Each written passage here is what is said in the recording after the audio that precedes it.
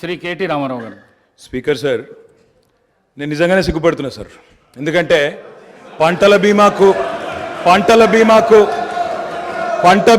రైతు బీమాకు తేడా తెలియని వ్యక్తి ముఖ్యమంత్రిగా ఉన్నందుకు నేను నిజంగానే సిగ్గుపడుతున్నాను సార్.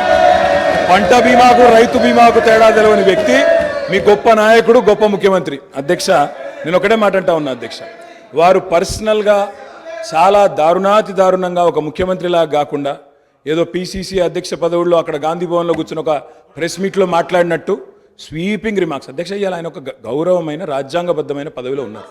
అధ్యక్ష, నేనేమంటా ఉన్నా అధ్యక్ష, చెప్పాలి, గుర్తు చేయాలి, ఆయన గుర్తులేదు. నేనేమంటున్నా అధ్యక్ష,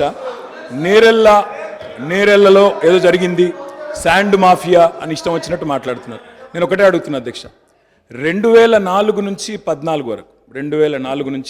14 వరకు శాండ్ మీద ఈ రాష్ట్రంలో, ఆంధ్రప్రదేశ్ రాష్ట్రంలో, తెలంగాణ ప్రాంతంలో వచ్చిన ఆదాయం, మొత్తం రాష్ట్రానికి సమకూరిన ఆదాయం 39.5 కోట్లు అధ్యక్ష. అంటే సంవత్సరానికి 4 కోట్ల ఆదాయం కూడా రాలే.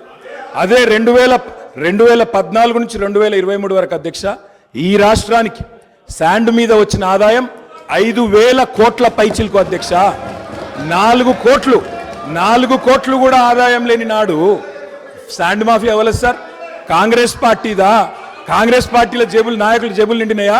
ఎవరి జేబులు నిండినాయండి? ఆనాడు శాండ్ ఆదాయం ఎక్కడ పోయింది అధ్యక్ష? ఇంకోటి, నేరెళ్లలో ఎవరో తొక్కిచ్చారు, ఎక్కిచ్చారు అధ్యక్ష. ఇదే పాత చింతకాయ పచ్చడి లాంటి మాటలు స్వయంగా ఈరోజు కాదు అధ్యక్ష, వాళ్ళు ప్రతిపక్షంలో ఉన్నప్పుడు కూడా చెప్పినారు.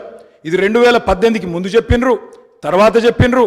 ఆయన చెప్పిన నేరెళ్లలో కూడా మా పార్టీకి అభ్యర్థిగా నాకే మెజారిటీ ఇచ్చి ప్రజలు మళ్ళొక్కసారి బ్రహ్మాండంగా గెలిపించి వాపసు పంపిన అధ్యక్ష.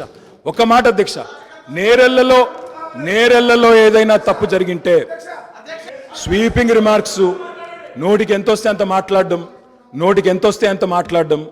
నేను ఒకటే మాట అంటున్నా అధ్యక్ష, ఇవాళ అధికారం వాళ్ళ చేతుల్లో ఉంది. ఏ విచారణ చేసుకుంటారో చేసుకోమనండి, మాకు అభ్యంతరం లేదు. కానీ ఇష్టం వచ్చినట్టు స్వీపింగ్ జనరలైజేషన్లు చేసుకోవడం, నోటికొచ్చినట్టు మాట్లాడడం, ఇది ఒక ముఖ్యమంత్రి పదవి స్థాయిలో ఉండే వ్యక్తికి తగదు.